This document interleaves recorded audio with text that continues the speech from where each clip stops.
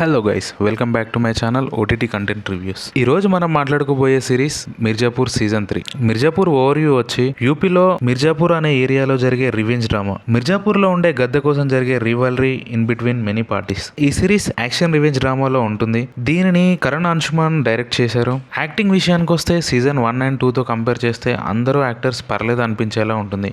Mirzapur season 1 and 2 ఎంతో పెద్ద hits అయ్యి ఇప్పుడు సీజన్ 3 అమెజాన్ ప్రైమ్లో 10 ఎపిసోడ్స్తో ఆల్మోస్ట్ 10 hours ఆఫ్ రన్ టైమ్తో స్ట్రీమింగ్ అవుతుంది. స్టోరీ ప్లాట్ లైన్ విషయానికి వస్తే మిర్జాపూర్ గద్దె మీద పంకజ్ త్రిపాఠి ఉంటాడు. అతని కొడుకు మున్నా భయ్య కింగ్ ఆఫ్ మిర్జాపూర్ అవ్వాలని, అన్నీ తన తండ్రి దగ్గర నుండి టేక్ ఓవర్ చేసుకోవాలని ట్రై చేస్తూ ఉంటాడు. గుడ్డు బబ్లు ఇద్దరు బ్రదర్స్ త్రిపాఠి గ్రూప్లోనే జాయిన్ అయ్యి వీరికే ఎదురెళ్తారు. మున్నా స్వీటీ అనే అమ్మాయిని లవ్ చేస్తాడు.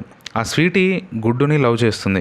సీజన్ 1 మొత్తం వీరిద్దరి మధ్య క్లాష్ చూడొచ్చు. సీజన్ 1లో స్వీటీని మున్నా చంపేస్తాడు. సీజన్ 2లో గుడ్డు ఎలా తిరిగి మున్నా మీద మరియు త్రిపాఠిల మీద రివెంజ్ తీసుకుంటాడు అనేది స్టోరీ లైన్. ఇంకా సీజన్ 3 విషయానికి వస్తే సీజన్ 2 ఎండింగ్లో గుడ్డు మున్నాని చంపేస్తాడు. నాకు తెలిసినంత వరకు ఈ స్టోరీ లైన్కి ఇదే ఎండ్ కార్డ్. 3 అనౌన్స్ చేసేపాటికి ఇంకా మున్నా క్యారెక్టర్ బ్రతికే ఉంది అనుకున్నా. But highly disappointed with death of Munna భయ్య క్యారెక్టర్.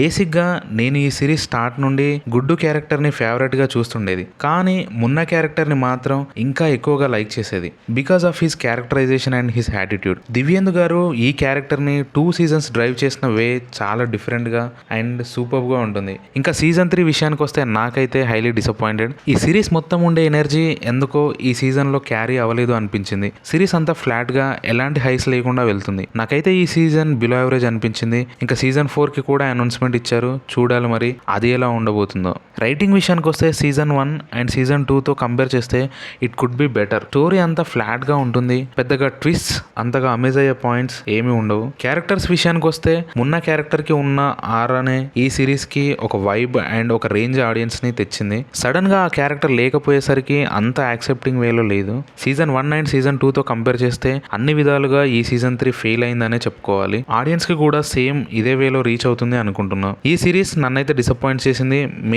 మేబీ నెక్స్ట్ సీజన్ ఎలా ఉంటుందో చూడాలి మరి. సీజన్ 3 చూడాలనుకునేవారు ప్రైమ్లో తెలుగులో కూడా స్ట్రీమ్ అవుతుంది, చూసేయండి. Thanks for watching the video. Don't forget to like, share and subscribe to OTT content reviews.